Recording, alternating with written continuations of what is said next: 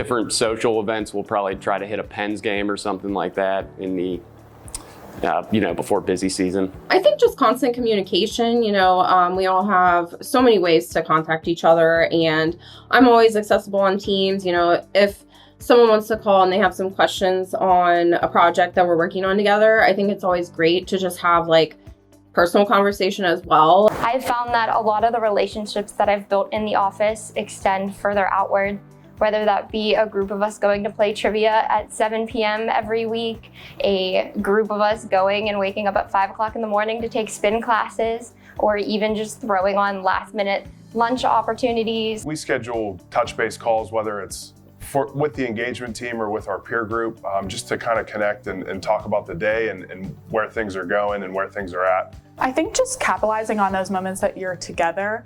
I try my best when my teams are out in the field that I'm with them at least one day of the week that they're out there. I guess I would say when I am in the office, just really making that time intentional to kind of make up for the time that we're not together. So when I am in the office, I try to really not have a lot of meetings, especially those, meetings that are on Teams where my door's closed. I think it's just about making the most of time we do have together, either in the office or at firm events. I think it's highly important to participate in firm events and get to see your friends and coworkers, because we don't just work together, we bond. Typically it's through texting, messaging, outside of work functions. For me, it's really easy. I love using Teams, like Teams calls. It's very easy just to have a simple Teams call and stay connected with people for those days you're not in office. And then even when you're in office, obviously that helps too. I mean, we're in the office 2 to 3 days a week, so you still see people a lot.